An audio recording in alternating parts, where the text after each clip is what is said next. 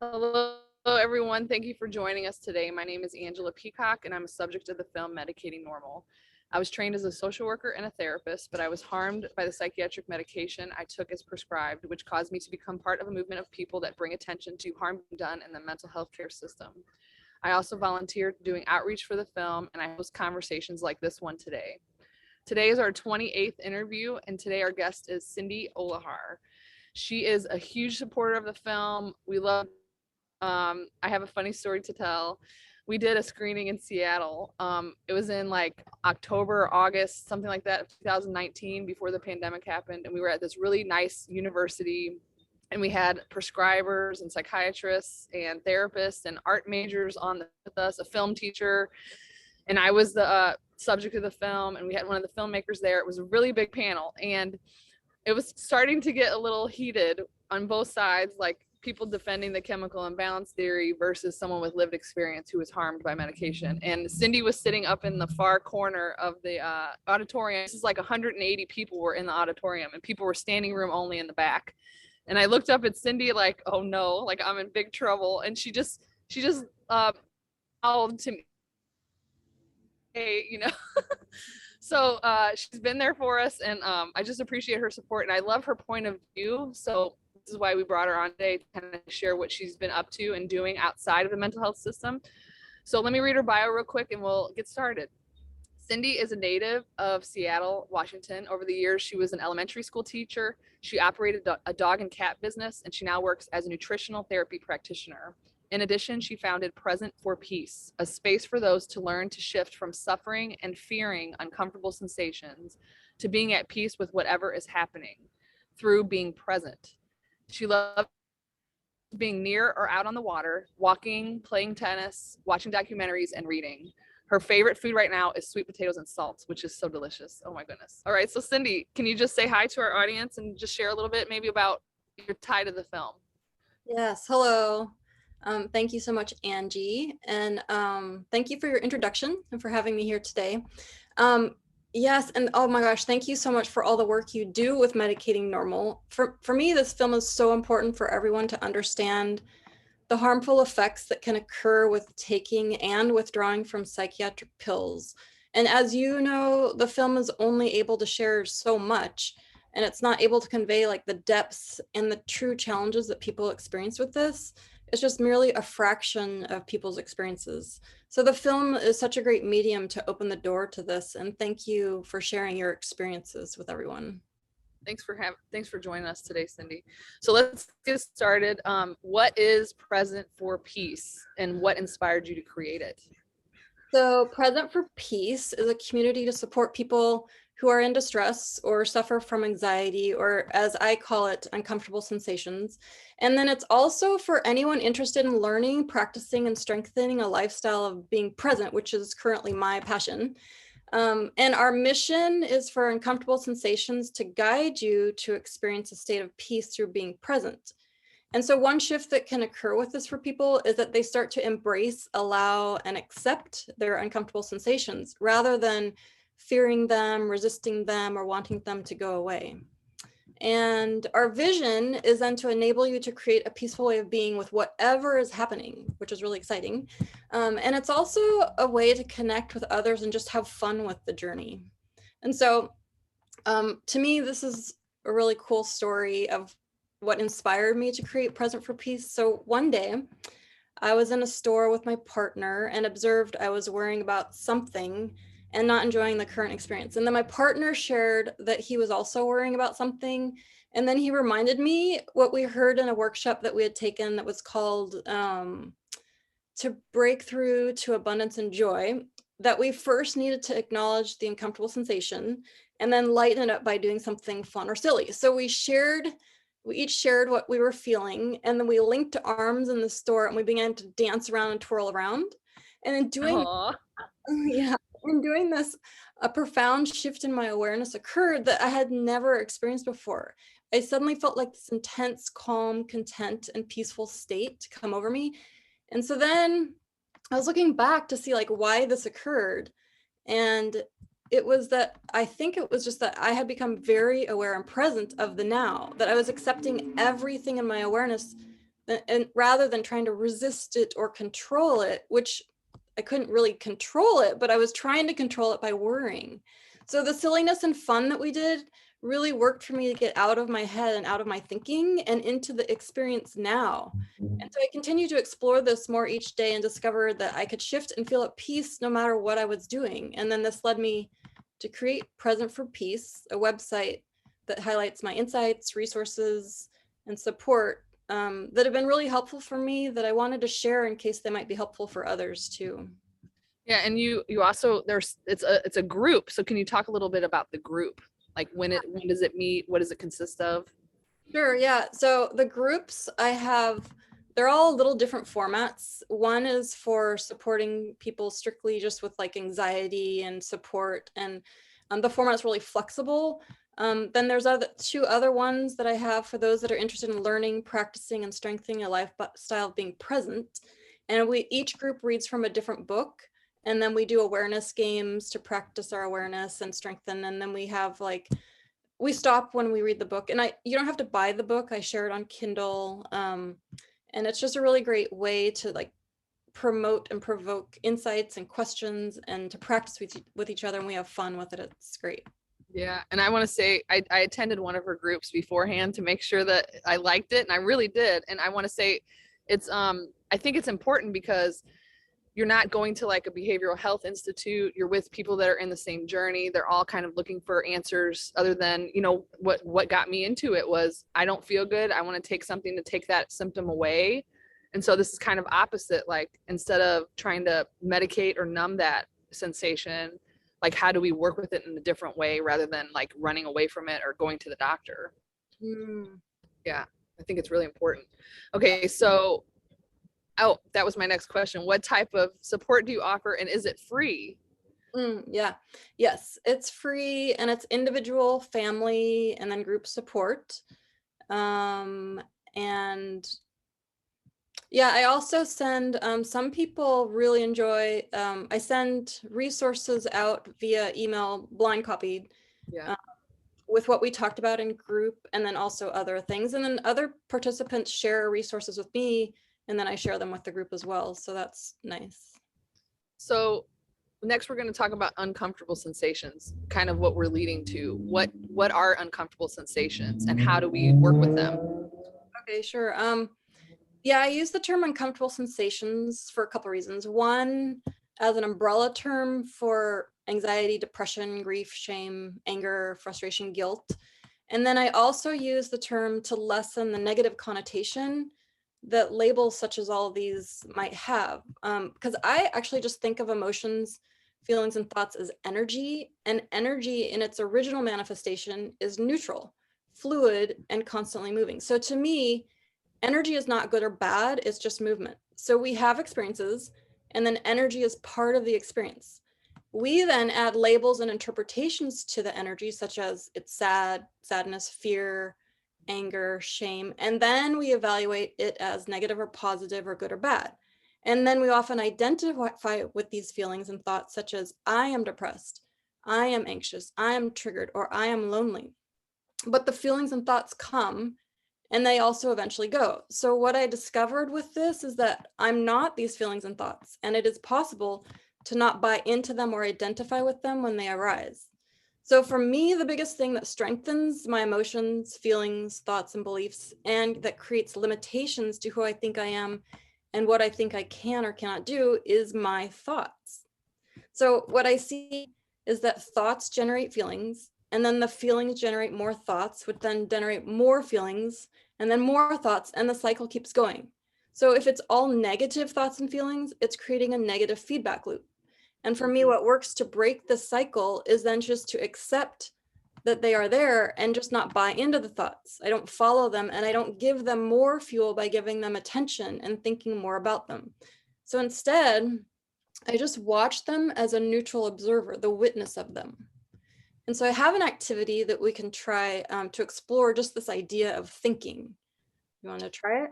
Yes, let's do it. Okay. So I'm the experimenter. So everybody, if you want to join in, please join us, but I'm going to do it with her. Okay. Thank you. So right now, if you want, see if you can predict what your next thought is going to be. So go ahead, see if you can predict your next thought. Nothing. So There's nothing there. But I to be transparent, I've done that exercise before, but I did it where I said to myself, what will my next thought be? And then it was like nothing was there. There's just nothing. okay. Like I'm Yeah. just waiting, like a mouse. You know what I mean? I'm just waiting, like for the cat to come by the mouse. Yeah. Cool. And it's always good to test things out more than once. So try it again, see if you can predict your next thought. And then same for me, no thought was coming up. And this then made me question, like, where do thoughts come from? What generates thoughts? And so this made me wonder, am I my thoughts or am I the observer of the thoughts? And if I'm the observer of the thoughts, then I don't have to buy into them and identify with them. And then it also means that, you know, thoughts generate feelings. So then I'm not the feelings. And so I don't have to buy into the thoughts or feelings or identify them. And then you can start to see, well, then what are my limits? And to me, I discovered there are no limits. The limits are created from my thoughts. But since I'm not my thoughts, I'm liberated from this. And to me, that's so cool and amazing. However, so the key though thing for me is I have not found a way to not have thoughts. So I don't try not to have them. Instead, I allow them to arise, accept that they are there, and then I just don't buy into them or follow them. I don't give them more attention so that they go and grow. I just watch them and observe. And then I've learned about this. What happens is a space is then created between the thoughts and my awareness of the thoughts. And this is where it gives me more room to now look at my patterns of reacting. And then instead of choosing what I used to do, I'm now becoming more conscious of how I want to respond to those thoughts differently. So this is, in this space is my locus of control, my agency to understand my intentions and then what my choices are before I actually act. I like that. It seems like if I was having a particularly, I don't know, worrisome stream of thought, like what happens if this happens and what happens if that happens and what if it's, you know, and I start getting kind of wound up. If I had like a little note card or a reminder that said like, what will my next thought be? Or how can I predict the next thought? That might help kind of stop that chain of, you know? Yeah, that's a great idea. It's really cool. Yeah. All right. So what do you, wait, hold on, let's see. So what does it mean to be present? And how does what helps you become present? Okay, great. For me, being present is like a felt sense. It's kind of difficult to describe in words, but let me bring up, I can share this if you want. I don't know. Let me see, I change hosts. Okay, there you go. Okay, let's see. This is by Eckhart Tolle. Being present is when you are no longer waiting for the next moment, believing that the next moment will be more fulfilling than this one. I like that. Yeah. Is there an exercise you could lead us through? Being presence.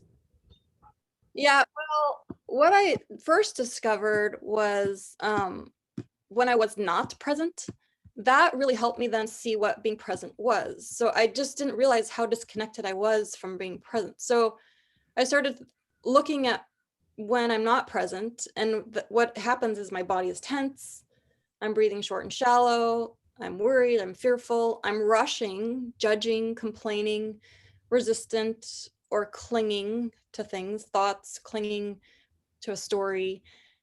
When I'm not present, I notice I'm focused on something I want instead of appreciating what is. When I'm not present, I might be here physically, but I'm actually not connected in the now experience.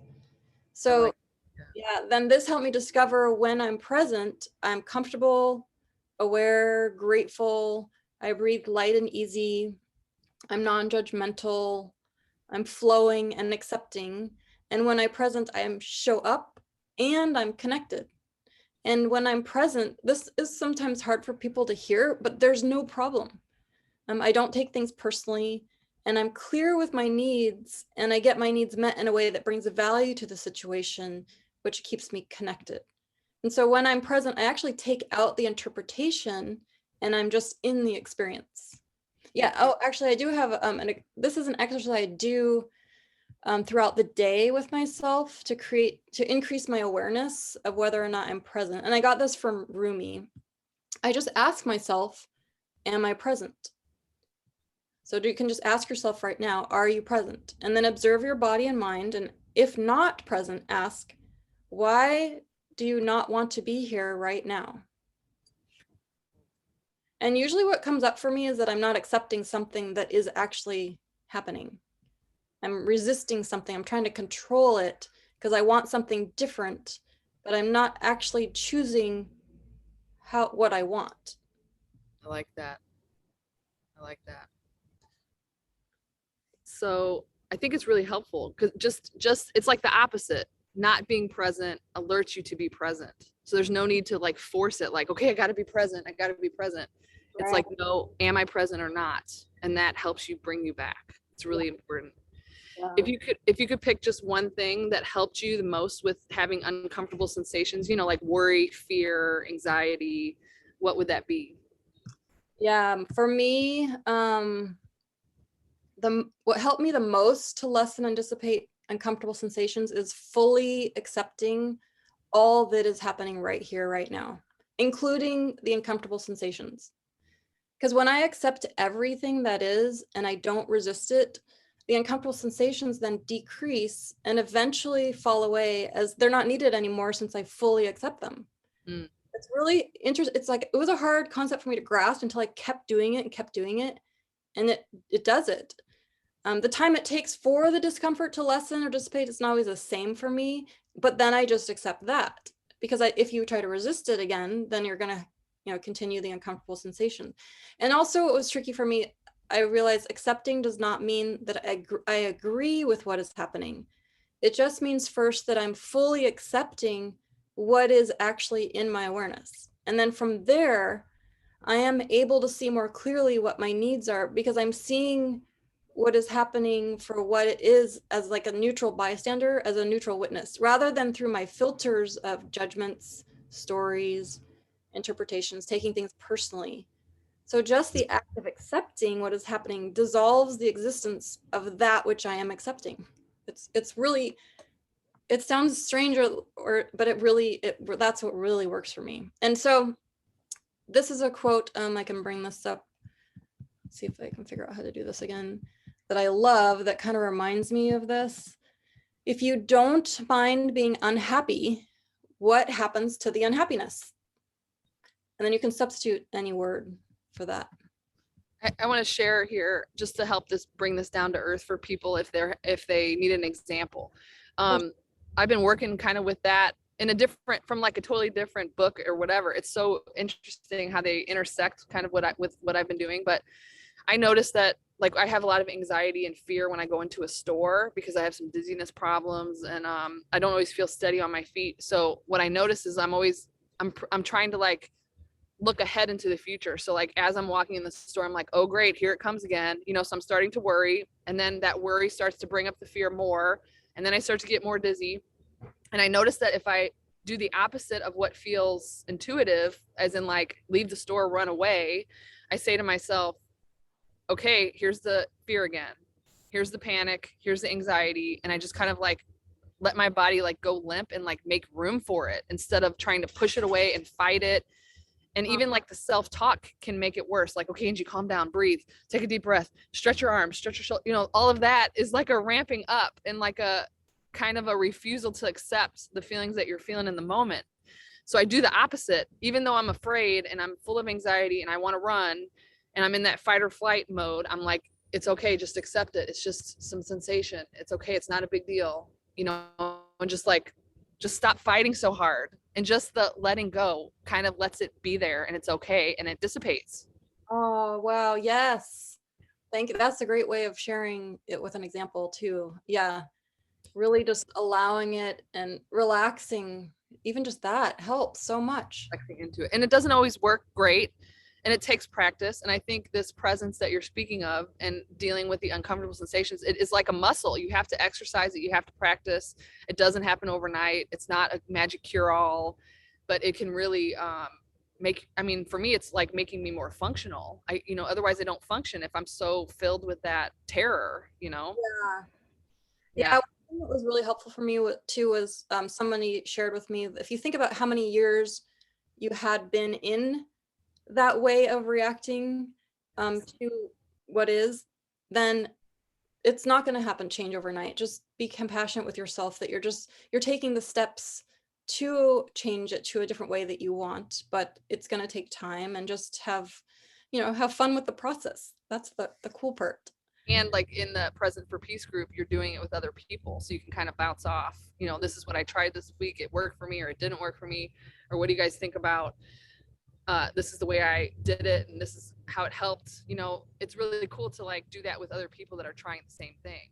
Yeah, absolutely. And this other piece too about the word often people use is I've been triggered, or I get triggered. To me also, that's just another uncomfortable sensation. It's energy, and it's a form of not accepting what is, that something in reality you're resisting. And so how do you stop from being triggered? You just have to stop pushing against or resisting the reality. You have to accept how life really works by not trying to control life, but actually choosing what it is you want. So the question you can always ask, similar to the other one, is what are you resisting?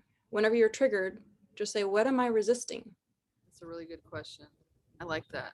I need to work with that one. Ooh. All right. So next, what about this happens to me a lot.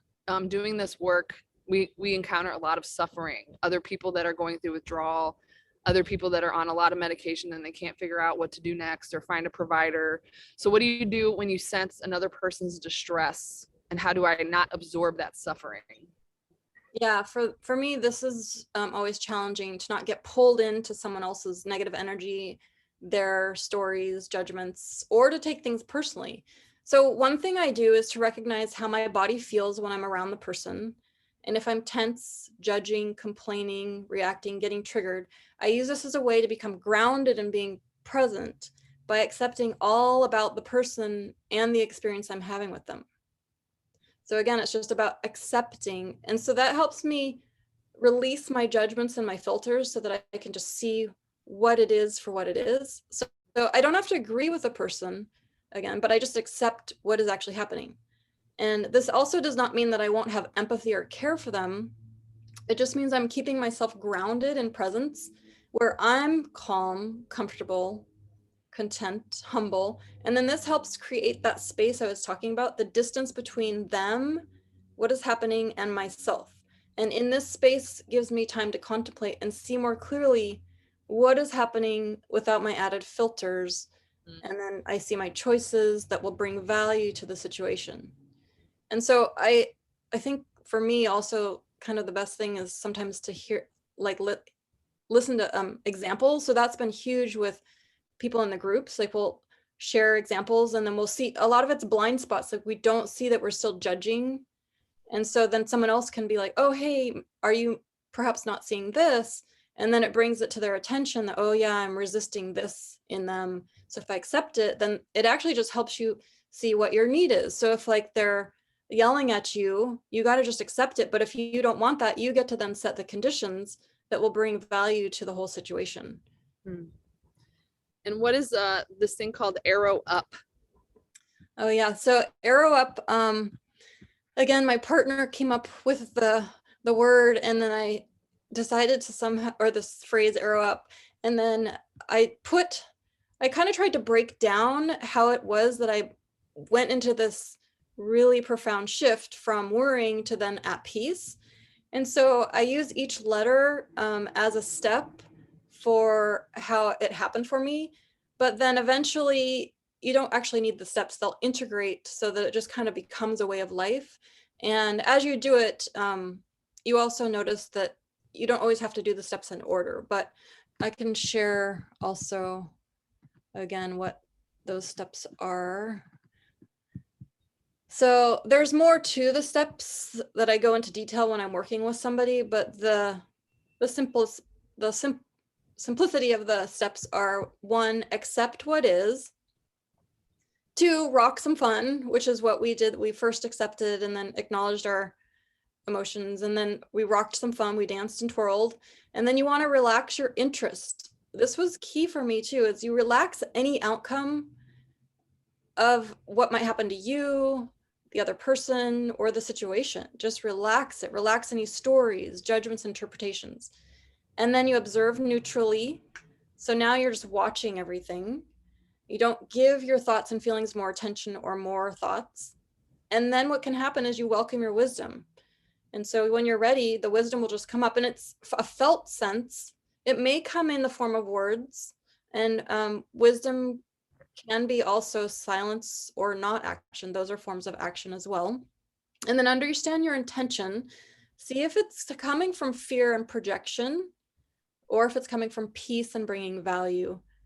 And then from that, you just prosper with peace, and you'll actually affect the other person. Like if they're open to it, you're creating this calm environment. And so they may sense that, and it may actually bring their defenses down and bring their energy to a safe place for them to feel safe, to start to just share more authentically. Can you, Cindy, in your top right corner where it says view, can you click on gallery view? Because people can't see me. Oh, because we switched hosts. It's okay. gallery. You see it? Did I do it? I think so. Nicole will let me know. So we have a few questions coming from the audience. One is, they're both really good. So what about something like extreme grief? Surely that's different than just a bad thought. Some people become severely physically ill from grief just because of how the body responds to it. Yeah, same. I'm just thinking of, everybody's different. So, if you have to find what works best for you, but for me, it would be the same thing. I just accept it. Because if you're resisting the grief, then that for me would make it stronger and bigger. And so if I allow it and just feel it and sense it, and you could label it grief, and then you could also just sense what's going on in your body physically and allow the energy to move and do its thing. And I actually now enjoy sensing that energy. Like I used to fear if I had labeled it anxiety, I was trying to block it and push it away or do something so I didn't feel it, but it would just get bigger and the pain would get stronger. So now I just allow the energy and I watch it, and lying down or sitting down is kind of my favorite thing to do, with just sensing where this energy is going. And I can definitely attest to that. I lost my dog in February, and it was very much like that. I even told my family, like, I might be in bed for 2 months. Like, that just might be what it is. I don't know. But I definitely had the sense, like, there's this energy, and it feels so, I mean, I cried so hard. I thought, this is why people take medicine, because the emotions and sensations are so intense. It's like, it's hard to bear. But I was like, it's just going to have to do its thing. It's just going to have to move. It's going to take as long as it takes. I'm just here for the experience. And it was kind of sweet, where it was like, this means I love. This is a feeling. This is why, I'm a human being. And I kept getting that image of when one of the elephants dies in a tribe, they all kind of like walk in circles around, and they all grieve elephants grieve, So I wouldn't want to take that. I didn't want to take that experience away. It was kind of sacred to me. I wasn't afraid of it.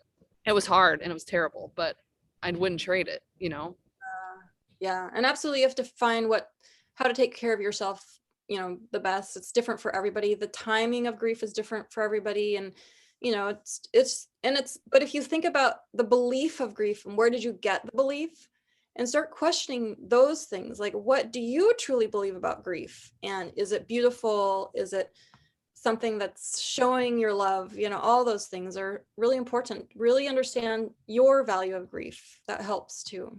Good point. And then the other question is, I'm going to expand on it just to make it more, give more context. So there's this thing where there's this toxic positivity that, if you just think positive, if you're just present all the time, you'll never experience anything bad. And all these bad sensations are not good for you, and you're doing something wrong. And that can add just more, like, I'm not doing it right. So someone's asking, is suffering a negative energy? So I'm sure this person is coming from like a withdrawal experience. So when you're in withdrawal from psychiatric drugs, you are suffering because your body is just not in homeostasis. So is that a negative energy? What Yeah. could you say about like negative versus positive? Yeah. I mean, again, to me, and this is just my insights and beliefs, is that energy is just energy. In its original form, the manifestation is neutral. It's that we add labels and the connotation to whether it's good or bad, right or wrong, positive or negative. But as a human being in communication, we say that it's part of kind of the humanness is that we say something's negative or positive. But so positive emotions also can create distress, pain, and suffering. Because have you ever experienced where you had a positive feeling and then that feels good, so you want more of it? So you crave it and you chase it. And if you're craving and chasing, then that again is like you're wanting something. You're not just okay with what is right here. You're wanting something different. Same like, if you have a negative sensation, you're wanting something different, you want it to go away.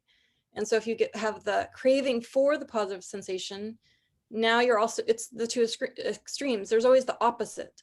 When you're balanced and present and able to be centered, then you don't crave or resist the different things. I mean, it happens, so you just have to be aware of that. But same, the positive feelings can also cause issues as well. Yeah, I like that. And I also think who says what's positive and what's negative? Ooh, yeah. Because then I think my grief for me, it was intense, but I wouldn't call it negative and I wouldn't call it positive. It just was an experience that I had to go through, you Yeah. know? Have you heard of the 8 worldly concerns? No. There's like 4 categories. So there's 2 categories: the wanting and chasing, and the avoiding and resisting. And the Buddhists think that all thinking comes from these 8 concerns. So the wanting and chasing is we're wanting pleasure, we want to gain something, we want praise and approval, and we want prestige, fame, and recognition. And then we're trying to avoid or resist pain, loss, blame or criticism, and disgrace. And the same concept applies when you recognize when your thoughts are thinking one of these things, you just accept it, but you don't engage in it. You don't entertain or act from them. So by seeing where you are acting from, by neutrally observing this, you will become free of acting from one of these 8 concerns. Mm.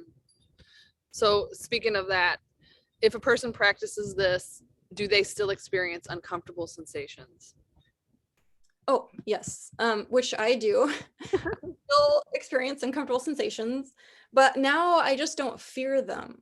I allow them. I don't resist them or try to get rid of them. Instead, I use them as a helpful reminder for me to become present.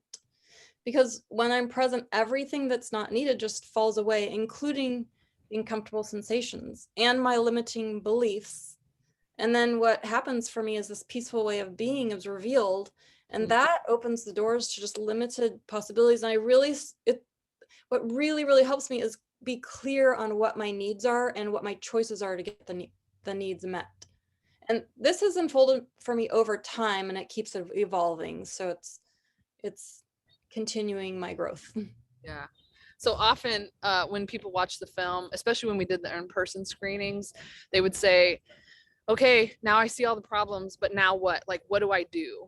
I still have depression, anxiety, all the medical words that we use, the fear, the sadness, all that stuff. So so they're always looking for alternatives, or like, what else can I do? And we stop short because we don't want to give answers, because when we give answers, that's kind of what got us into it in the first place, the trouble. So what is your advice to others who are beginning the process of being free from some of the uncomfortable sensations that they're living with? Yeah, I think I just look at my own journey, and there's not a one size fits all process. Do it at a pace in a way that's comfortable and enjoyable for you. The cool thing though, like if you do decide to try out this being present thing that I'm doing, it's you can always just start now to become present. You don't need an apparatus or designated place to become present. You can just do it now. So whenever you become aware that you are not present, now you're present. And I have like a lot of tips for me for doing this practice is, like I set alarms throughout the day. And And then I can share. Do you set like an alarm on your phone? Is that what you're saying? Ooh, I Yeah. like that. That's a great idea. And then I think about like each little step I do moves me towards change. And if I'm feeling overwhelmed, thinking, oh my gosh, this is going to take forever, or look at how long I'm going to have to do this. No, I can just start now. Just always come back to the now. That's all we ever have is now. Because again, if you think I was worrying about being overwhelmed or that this is going to take so long. So it really, really has helped me look at even the word choice I use. If you use something and say that it's difficult, look at that one word. Like, where'd you get that from? Who told you, who made you believe that that was difficult? What if you took that out and just are just here right now? I like that. So here's a macro question. Your group is different in that it's not in the mental health care system. You don't take insurance. It's free. There's people joining that all over the world that are just kind of working on themselves and on their own journey toward feeling more human, I guess. So what do you think about groups and peer support and the importance of it? Yeah, peer support groups, they've helped me a lot. I think one of the things is that then people don't feel alone because they hear, other people sharing. And a lot of times I find that so many people have similar experiences. And it's so great then to also have people share their strategies because oftentimes they're not the same. So they get a lot of benefit with that. And then what is the benefit of groups like yours that are working outside of the mental health care system?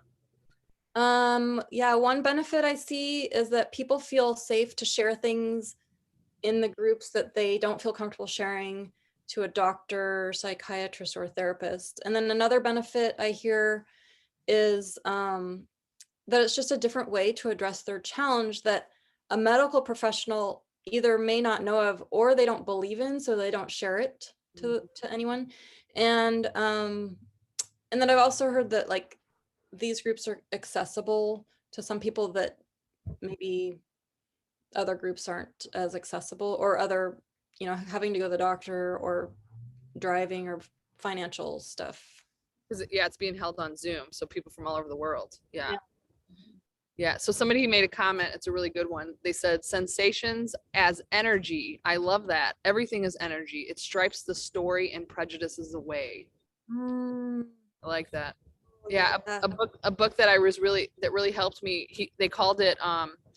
They said don't replace the word symptoms with sensation.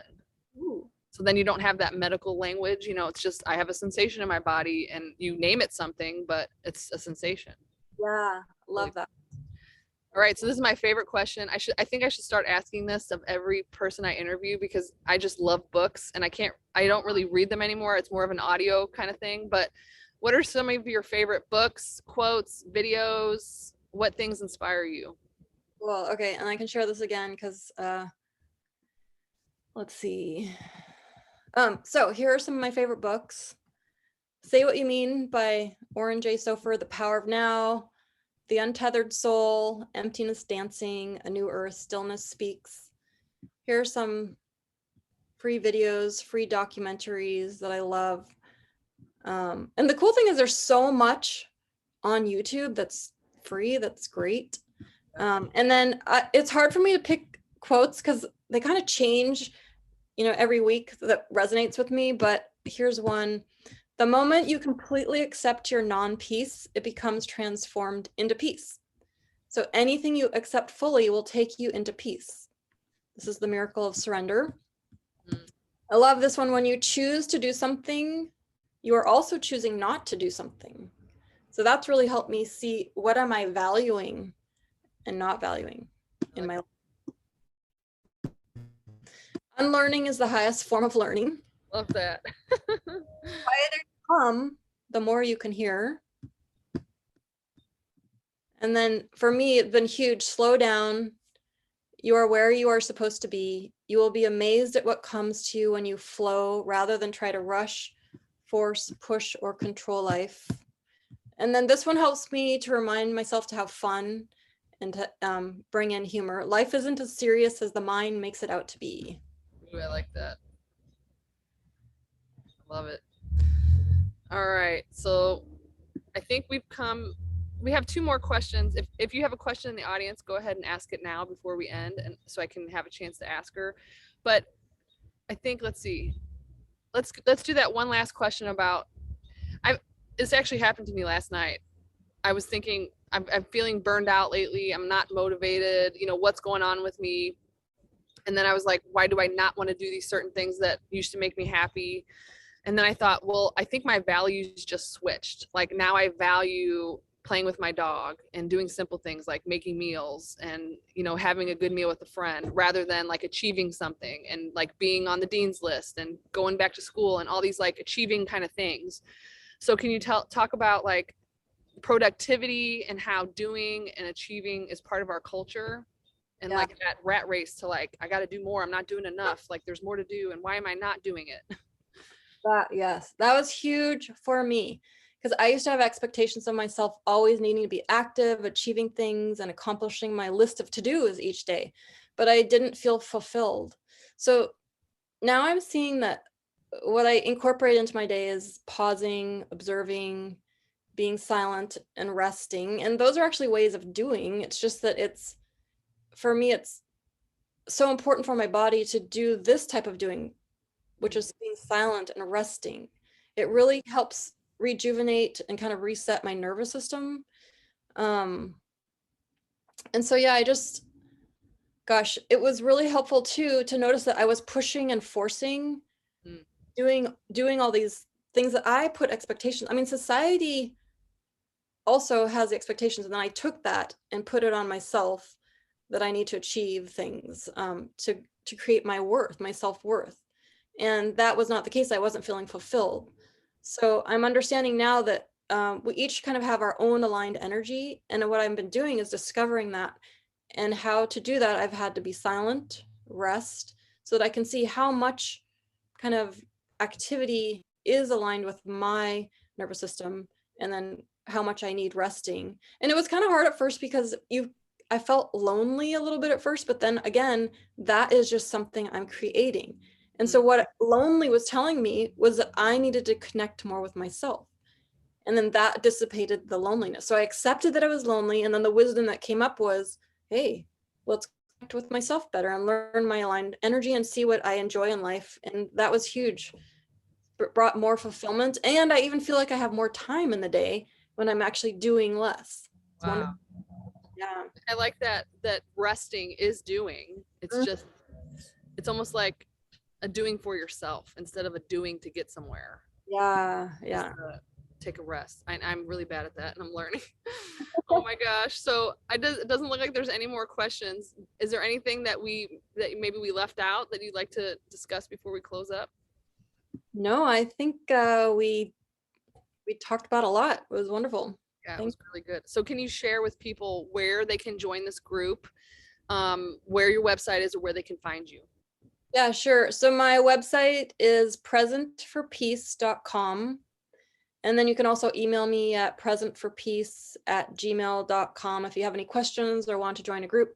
But if you also go on the website, it Oh, shares how to join a group.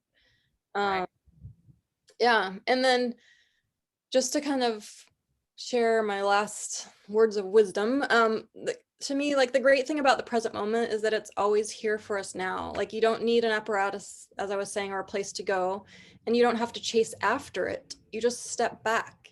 It's here. So now is all we ever have. So dance, sing, laugh, smile, and twirl your way into the now. I love that. Oh, thank you all so much for joining us for this live discussion. If you haven't seen Medicating Normal yet, please check our website at medicatingnormal.com/watch, and you'll see a list of upcoming screenings. We even have a screening coming in India. So if you are joining us from India, please message us and we'll give you the ticket link. We currently have new videos on our YouTube channel. I'm working on getting a couple up this week. So those will be released. Our next interviews will be Christina Kaiser. She's a safety advocate and mother of a teenage daughter who died by suicide from akathisia. We also have Cindy Fisher, I hope to schedule soon, from Rethinking Psychiatry. We have Dr. Jessica Taylor very soon in the next few weeks. She's from the UK and speaks a lot about women. If you'd like to support outreach efforts for to bring the film and conversations like this one to communities worldwide, please consider donating any amount at medicatingnormal.com/donate. And thank you so much for joining us today, Cindy. It's been a great conversation. You've inspired me to be more present. Even while you were talking about presence, I was like, am I present? Am I present? So I think today is going to be like, let me try to like, I'm thinking about like doing like a mindfulness walk, you know, where you are walking on purpose and just kind of being in the moment instead of like, let me go get this walk done with, you know? So you've inspired me today. I really appreciate it. Nice. Wonderful. Thank you so much. Yeah. And all right, everybody, we'll see you next week. Thank you so much for joining us.